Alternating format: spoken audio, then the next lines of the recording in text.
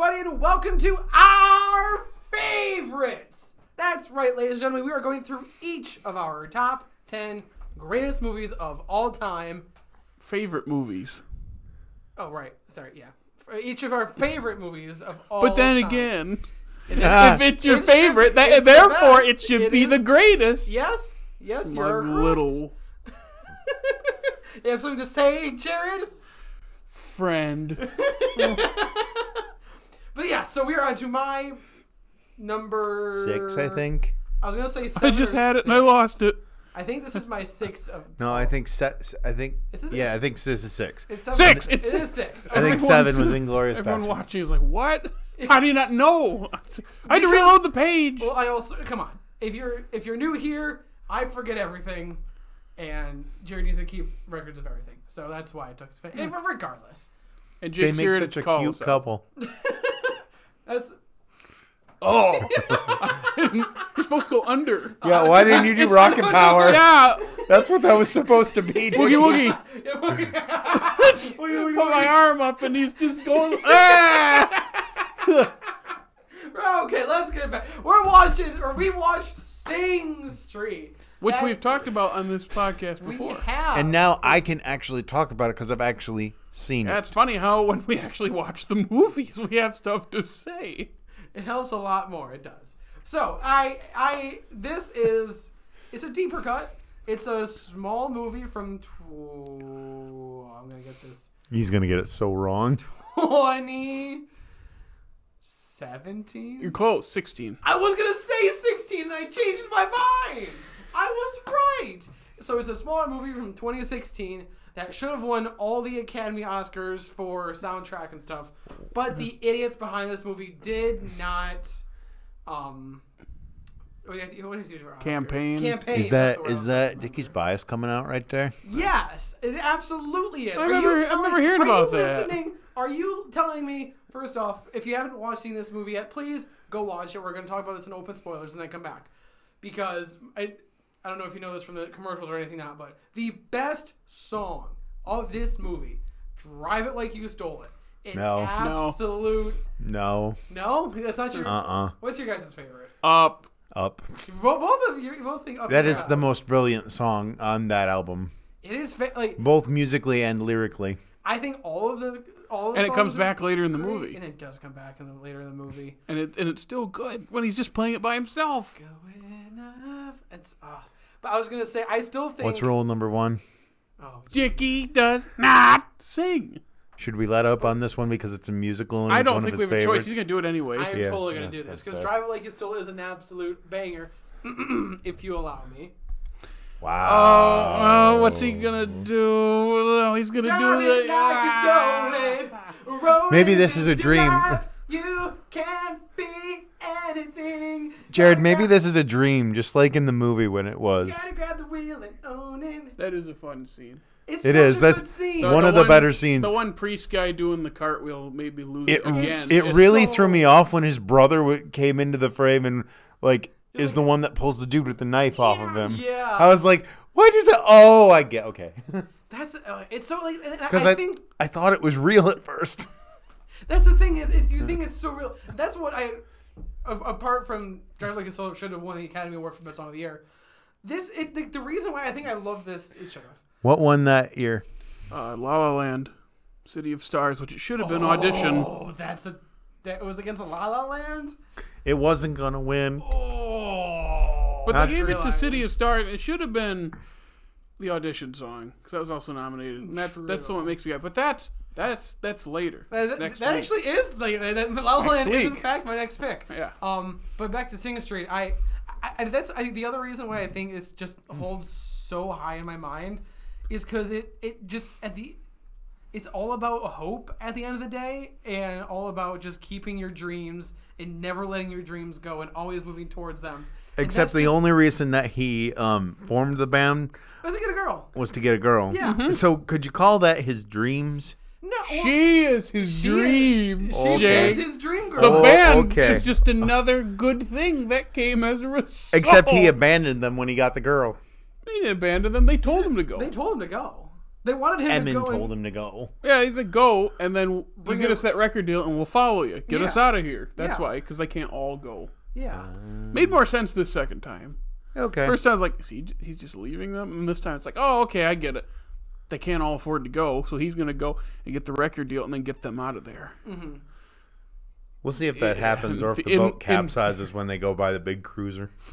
Are you telling me you weren't? I was in tears. Nope. I was crying so hard because I'm like, he's doing it. He's actually made it. Especially the part that really gets me every single time. You don't actually know if he's made it, though. He's just That's made a not the choice point. to escape. That's the whole point, is that he made that choice to leave. Because the part that really, and I'm just thinking, Because his mom and dad never made the choice. it was his brother. Yes, that too. Like- but his mom and dad, I think more. Not more, but at least the same. A similar thing though. Yeah, but like the part, like, it's his brother is like Jumpin' Jack Rayner is so good in this. He like He's much nicer here He's than a in lot Midsummer. nicer here than Midsummer. He's actually like a super loving He's brother. so- It was actually pretty wholesome. I was like, and the one scene where he's like a little bit of a jerk makes perfect sense about the frustration. Mm-hmm. When he said, like, I basically paved the way for you. They wouldn't let me, and then now you just get to do it because they don't care. Right. And I go, I feel that sucks. That's the thing, is I feel like I mean, obviously I didn't have anything even remotely close to this kind of home life, but being the older sibling, you feel like you make all the dumb mistakes so that your younger sibling can do whatever they want. If your sister was older than you, you still would have made the dumb mistakes. No. I know, but I would have gotten less Dickie, flack from it. no, that's not true. No. You She's a smart suffer. She is a You smart suffer from two disadvantages in that point. One, you're a boy, and two, you're Dickie. I think you have those switched. I think you should have started with one. You're Dickie. And two doesn't matter. But just saying, I feel the older sibling struggle that you go through and you make all your dumb mistakes. Older so- siblings are jerks. Excuse me. I think they're fine. Thank It's the you. younger sibling. It's the younger I'm in the middle, ones so- that- I mean, I'm coming Nothing, from a I'm family where kidding. my If you're older listening, sibling my legitimately hated me for the first 18 years of her life. Oh, that's fair. Because I'm a You cripple. weren't around the first 18 years of her life. Do you mean your life? No, her life. She hated you for the first 18 years of her life? Yeah, those first 5 years were hard for her. Without you? That's what I thought I heard. Yep. I've been hearing things weird all week, so I'm making sure that's what you said. I was like, wait a minute. Until she was 18, and There we in go. college, she hated me. Why? You're so lovable. I know, right? It was more just because of the attention that I had to get. Yeah, we've talked about that.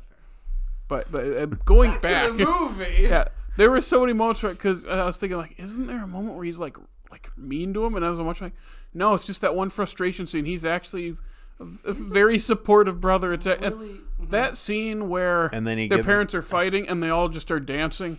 It's really good. I forgot about that scene. It's a really nice moment. I like when he gives him the poem at the end. Yeah. Like right before he agrees to take him to... Or is that right before he agrees? It's before or? they're getting in the boat.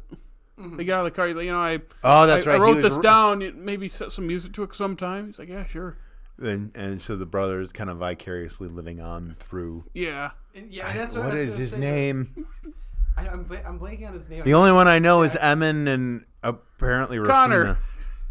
Connor is the younger one? Cosmo is the main character. Yeah, I was trying to remember the brother's name though. Oh, you're talking about the brother? I It is wasn't. Brendan. Brendan. Okay. I keep remembering those Jack from that, but that's the part that made me. It's like when he's jumping up and down at the end, he's cheering. He's like, "Yeah, you go do it." I'm like, man, he did it. It just.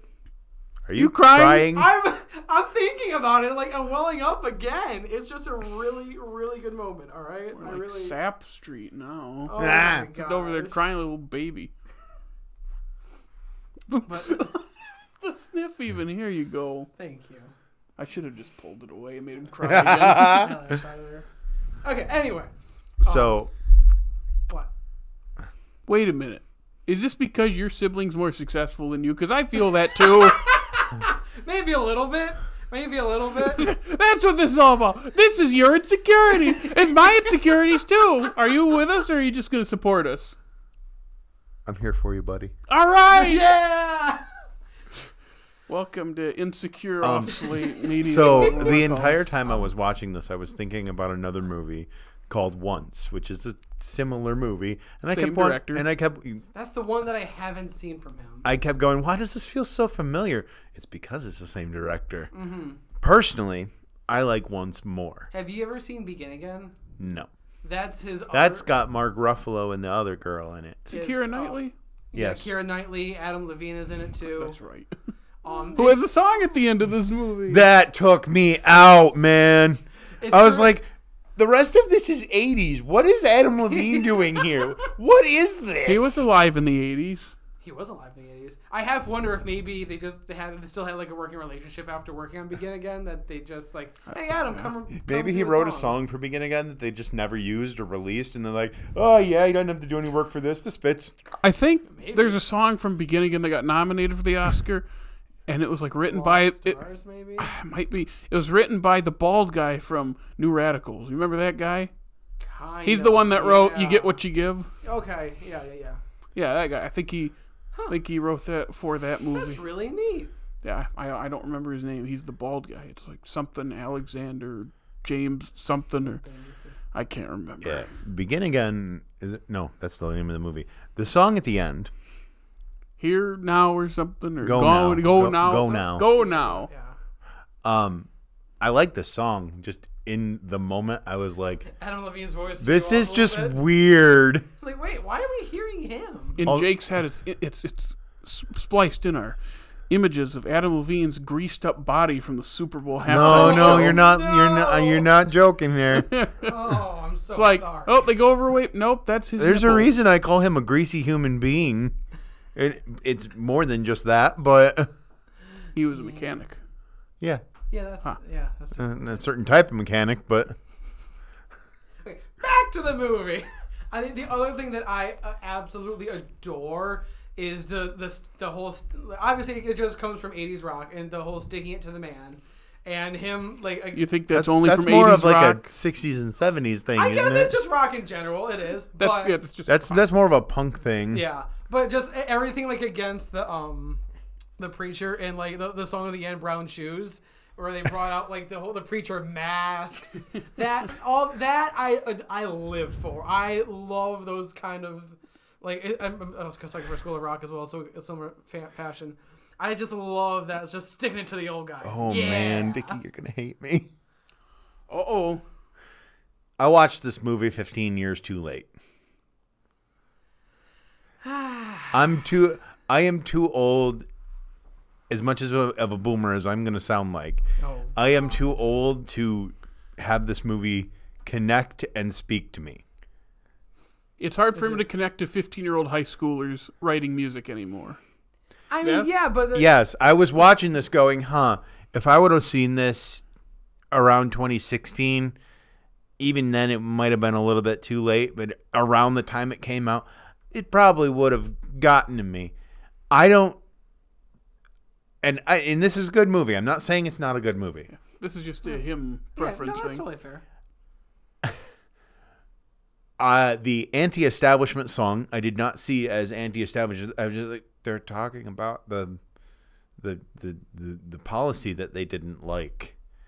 Yeah, it's a good song. It's not really insulting or underhanded at all. Even like putting on the things, I thought it was going to be worse than that. Movie's kind of tame. Especially for Ireland. Compared to Ireland. other things. No, it's definitely.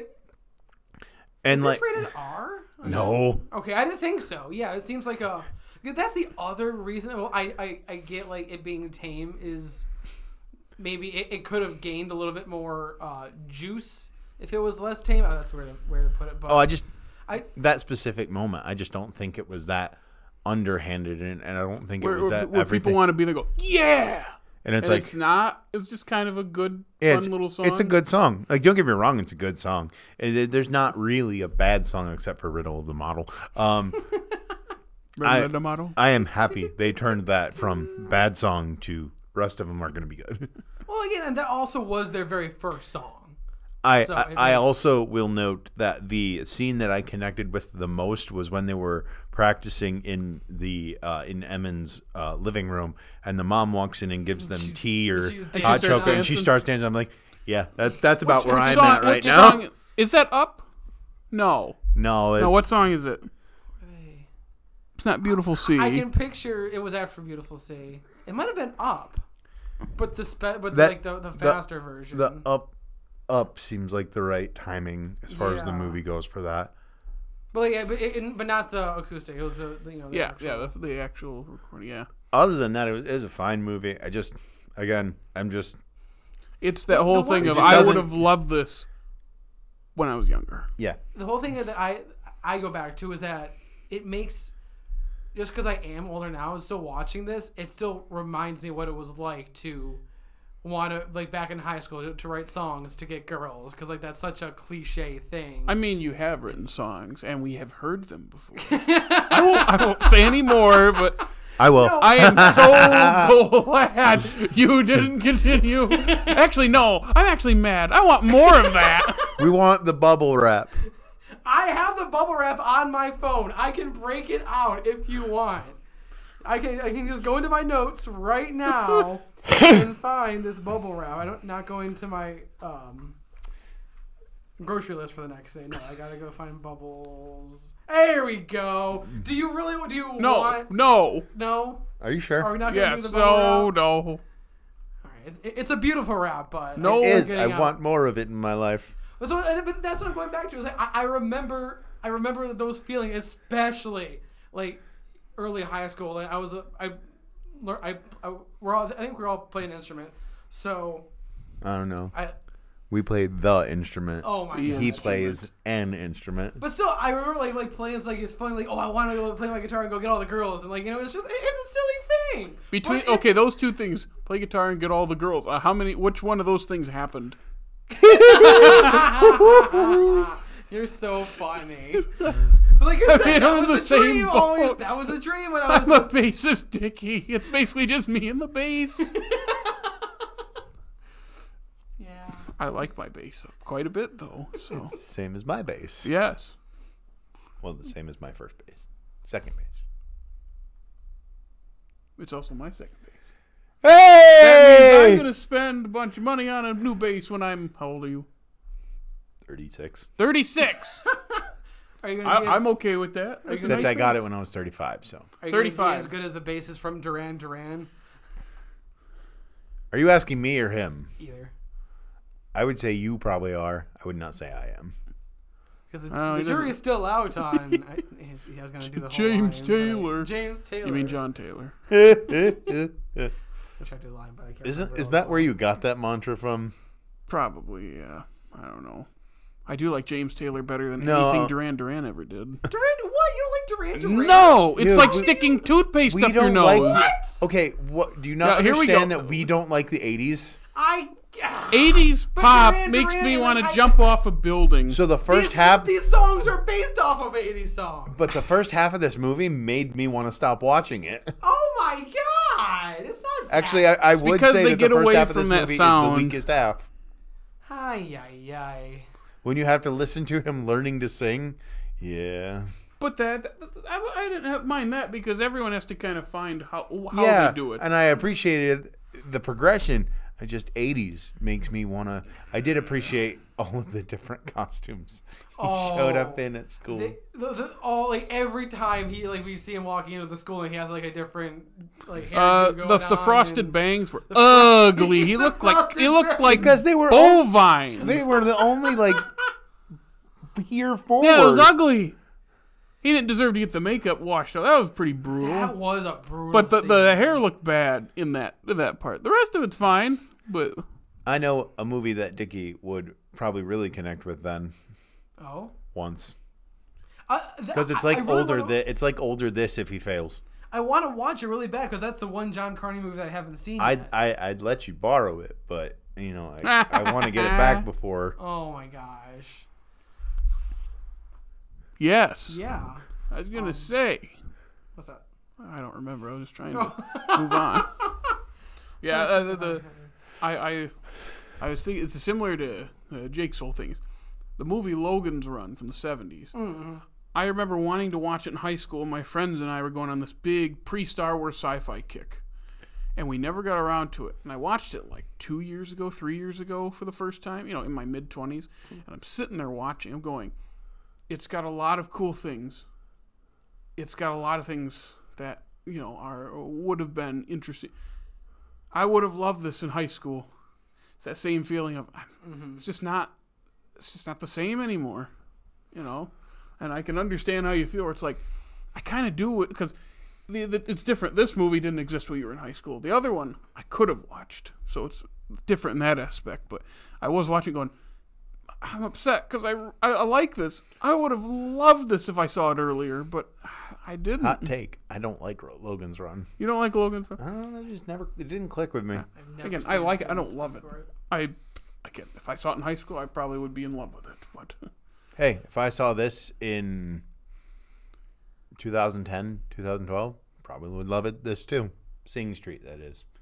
Yeah, well, that's where I was going back to what I said before. This reminds me what I felt like back in like high school, early college days. You're right, except that I don't like the way, in hindsight, I don't like the way I felt during those times for me. Which is fair, but that's why it's always interesting for me to like go back into just to remember, because like especially like the whole wanting to move out and go somewhere else to follow your dreams. Like I kind of did a similar thing, because I moved out kind of 2.5 hours away from home. It's not that really far. I mean, it's further than I moved out, and it's way further than he moved out. That's valid. So like that's also where I just remembered was like the yearning to like go out and do more, and like it's a good feeling to remember. If that makes sense. Yeah, I don't think it's a bad movie by any stretch of the means. I just missed that connection. You just missed it. Yeah. So, while preparing for my thoughts on this, I realized that this movie has been compared to a 90s movie that is similar in structure called The Commitments. It's an Alan Parker movie from 1991, and it's basically people in Dublin starting a band. It's not the same exact movie, but it's kind of hard to think that John Carney hasn't seen The Commitments. I've never seen it, but probably. So The Commitments it's a movie where this guy named, funny enough, his last name is Rabbit. I'm not even kidding. His name is Jimmy Rabbit. God. Stuff like that has to be intentional. Yeah, or something, I don't know, but... So, and these are all adults. Okay. Most of them are probably in their 20s. But he's like a manager type person, and he basically is putting a soul band together in Dublin. Interesting. An Irish soul band. And it's just, he puts the band together, there's a bunch of different types of people, and they all clash. And it is kind of a more mature version of Sing Street, because they are older, and... they do not get along, and it's not your normal campy Hollywood. They don't get along. They're at each other's throats this whole time. But it's like they'll say like piss off to each other, because they'll say something pretty rude or mean, but then they just kind of shrug it off until they're literally fighting. And I was waiting for the movie to be kind of a rise and fall type, and it's not that type of movie at all. And I don't want to spoil anything about it, but when I was watching it, I'm like, yeah, I think this is kind of more of the more mature version of it, because it is more about like the conditions that they're in and how this. Whereas Sing Street is very uplifting, The Commitments isn't. It's a lot more cynical, and it made me think of these different conversations, comparing the two, because The Commitments is contemporary. It takes place in Ireland in the 90s. Okay. Whereas Sing Street takes place in Ireland in the 80s and was made in the 2010s. And let me tell you, there's something about film versus digital that I got thinking about, like how The Commitments just looks grimy. And because they filmed in actual locations of the time they're in, it looked pretty like real and dirty, where Sing Street feels really clean. And because it's digital, it looks sharper. So there's this weird thing of like Sing Street's supposed to be a decade before, it gives me like, but it doesn't feel like it because the It's movie's a completely different thing. It's also from the perspective of a teenager, and a Yep. pretty young teenager, to be honest. Yeah, he's, 15, I think they say. That sounds about and right. he runs away with a 16-year-old girl. Man, that seems so young. I'm sorry, I'm old. I can't drive a boat. It does seem young, but at the same time, I can't even get into a boat by myself. I'll push you. Yeah, I was just saying, I was just making me think, like, man, this is so weird to think, like, this movie, and how, like, recreating things is so different from what it actually looks like. Even if we try our best, it's like, there's just something. You can never really. Yeah. Yeah. Also, there's some connections between the two, like, Maria Doyle Kennedy, as she's credited now. She's the mom in Sing Street. She's one of the singers in this band. Oh. Also, one of the guys, I gotta find his name. Glenn Hansard, I don't know how to say it. He's the main character of Once, who has worked with John Carney, and he's the guitarist in this band. Nice. So And just he a wrote, couple things. I think, all the music for Once. Yeah, I think so. Yeah. I do like they got. Oh, I didn't mean to cut you off. What were you gonna I say? forget what band he's in. I do like that they got Littlefinger was in this from Game of Thrones. The cast Aiden. Gillen. Yeah, what's his last name? Gillen. Gillen. Yeah, Aiden Gillen. Little guy. It's not a little guy, is it? And he plays Littlefinger. Littlefinger. Was he the dad? Yeah, he was the dad. Okay, he's also in Bohemian Rhapsody, and so is Lucy Boynton. I forgot. I don't think he's a big role in Bohemian Rhapsody. No, but I've read. Yeah, he was in there for a little bit. He is great in this, and I like how the split between the two parents. It felt very. I don't know if I've ever had to go through that, but it feels very real. If that makes It felt sense. real. I wish they actually used it more. Because there are a couple scenes of them fighting, and then just like the little thing. But I feel like it's a big deal, and the movie doesn't address it as much. Yeah, It was weird. Because I think, or I didn't want to cut you off, but I think for me, the point the movie is trying to take on that is that it's very important to the characters that we're following, but it doesn't. Is it really, though? We got one scene where he brings it up, and he brushes it off, and he never speaks of it really again. And the only other semblance is the dream sequence where his parents are dancing. And I remember thinking this time, like, there's something really good there. Because it probably should be, he's using music in a way to deal with things. And that's a pretty big thing. But we're not really talking about it ever. They mentioned it, and I say they mentioned it, but they showed it in the very beginning. It might have been the first opening shot or the couple opening shots. Where do you remember they were? You hear them yelling in the background, and he's just like strumming his guitar, and he's taking the lyrics from them yelling and writing it down. I like that, and it really That was interesting.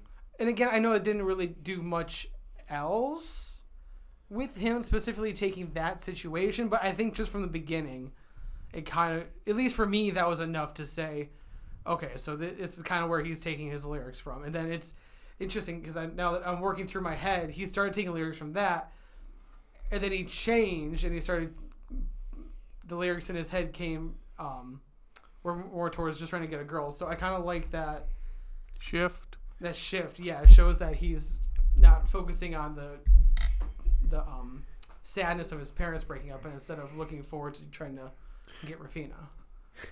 Funny thing about Rafina, I didn't know her name until she came back. And he keeps saying her name over. No. Wait, a little bit before that. I'm trying to remember if they mentioned her name all that often before that, because I don't think. No, I don't think they do, because I didn't. It's not because I heard him say it.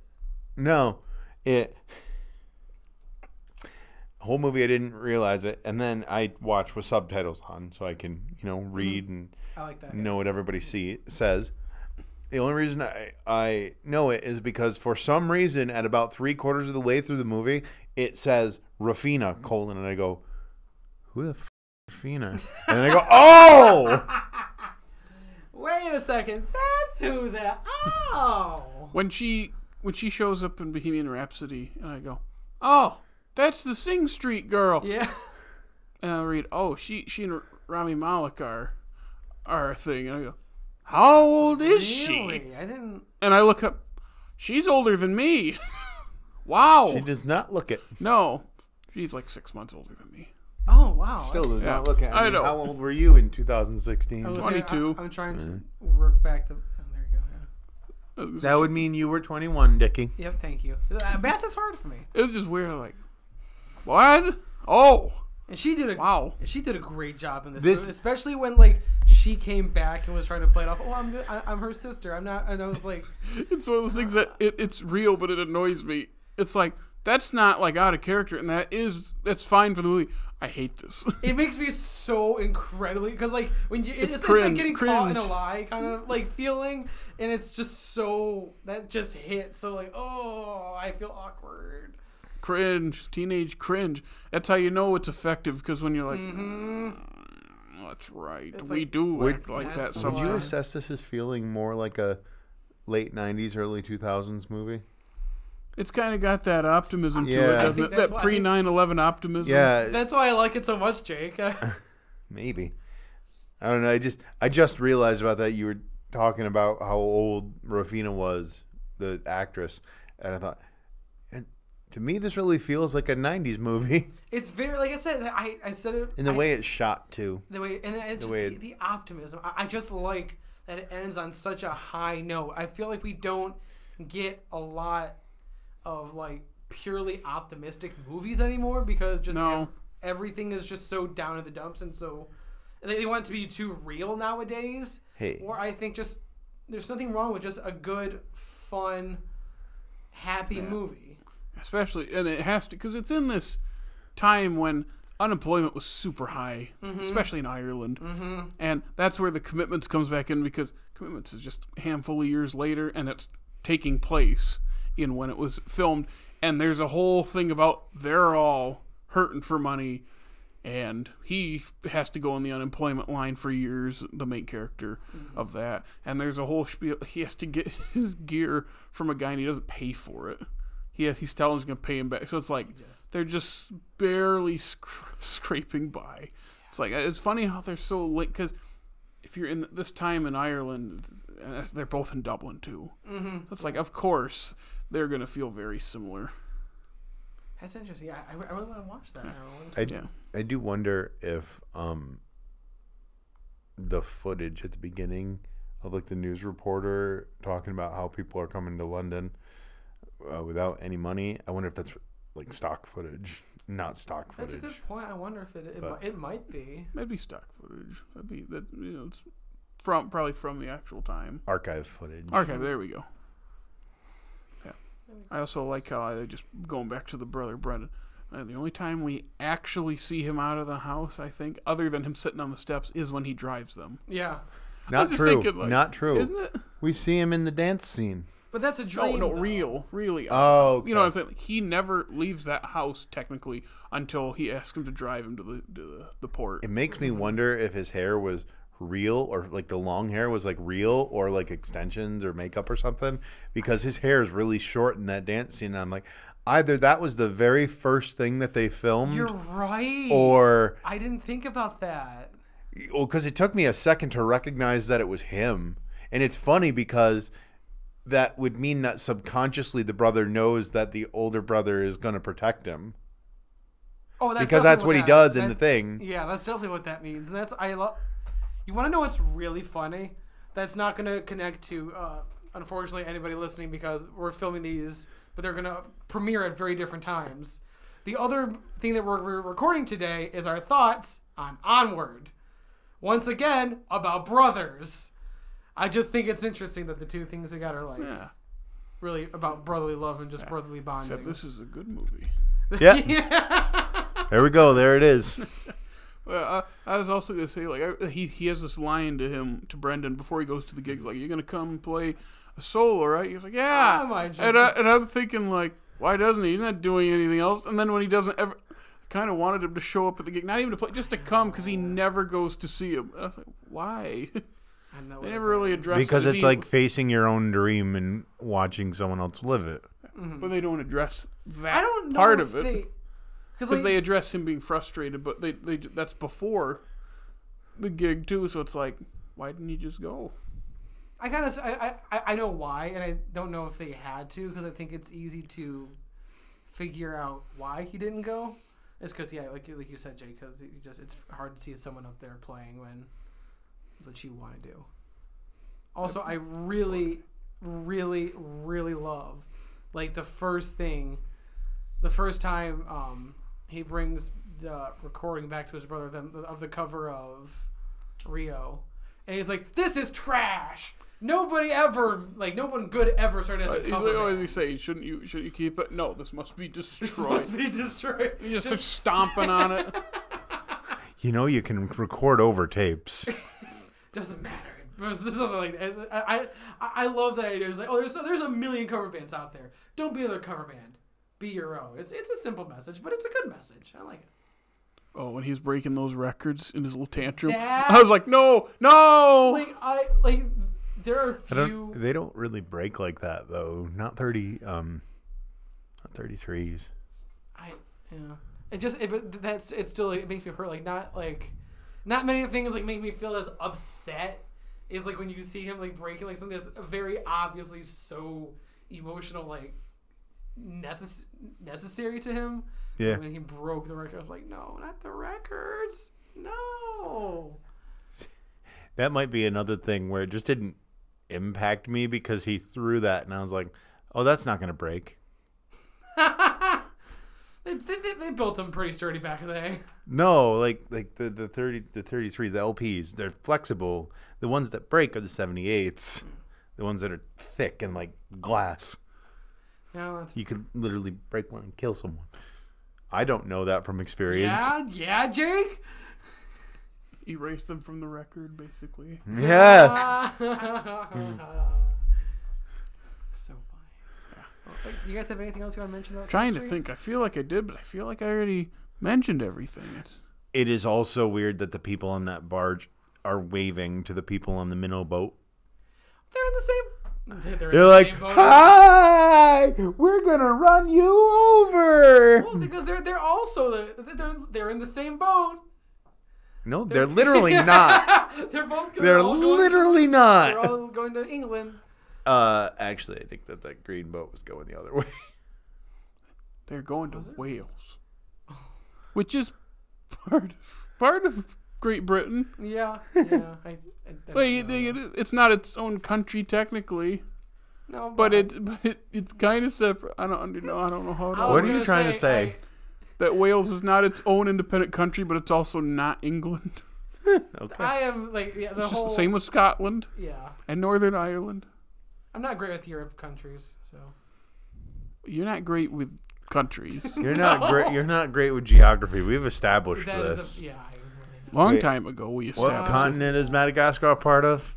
Egypt, I don't know if that was for real or not. Africa, dummy. You should get a time machine. Go back in time and say that to yourself when we recorded that episode. I also was going. Let's go on. That's the whole tangent. Yeah, we talked for like 6 minutes about No. you not It was like knowing- 9 minutes. 9 minutes about you not knowing geography. Yeah, we're claiming it was my strong suit. But regardless, anything else about Sing Street? Did they say anything about the name of the band reflecting the name of the school? It was just the quick one. What about Sing Street? Oh yeah, and then they just kind of. Okay, so it was intentional that it was kind of named after the school. I think so. Yeah. Okay. Yeah, great movie. This is. I will. It's one of my just when I was feeling down, I'll just pop it in because it always makes me feel happy at the end of the day. But yeah, so that is my number 6 favorite movie of all time. If you want to pay attention to what's coming next, it's number 5, and that's going to be La La Land. He counted backwards. I know. Good job. Good job. Cookie. Great. Oh, thank you. But until our next episode, do you want to follow us online? Jared, where can they follow us on the socials? You can follow us on Facebook, Twitter, Instagram, and the funny TikTok. And you can listen to us on Apple, Spotify, Stitcher, Google Podcasts, iHeartRadio, and watch us on YouTube. Like, subscribe, comment, ring our bell. Make sure you rate Watch us our on all shorts. those. Yeah, watch our shorts. Salute our shorts. That's different. Shorts. And check out our groovy website. Drive it like you stole it. Reference. You know Insert there. The 4th best song in the movie. I will say my favorite slower song is "To Find You," and I've said that before. How many slow songs are there? There's one. There's 2. What's the other one? Oh. Is that really a slow song? That is not a slow song. Go away. Okay, well, but in my mind, I always think of the acoustic That's version. much more upbeat. That's not a slow song. Okay. Yeah. On that Okay, note, that was funny though when they did say, like, this next one's a slow song. Boo! oh, that's a classic dance. Boo. Who wants slow songs? I backed up like 5 times, not to keep talking, but I'm now remembering when after they sing a really good song, then just that one guy in the background going, "That was shite." I just kept laughing. Also, the bully turned roadie was great, and him throwing that guy off the stage was actually really cathartic. I don't know why. He's one of the best characters of this movie. He really is. Yeah. My dad has that jacket. That's awesome. The green and the one with the orange in the. Yeah, that's awesome. So yes, if you please go watch this movie again if you've already seen it. If you haven't seen it, watch it. And like I said, next week we're watching La La Land. So from all of us here at All Slate Media, thank you for listening to today's episode. We will see y'all next week.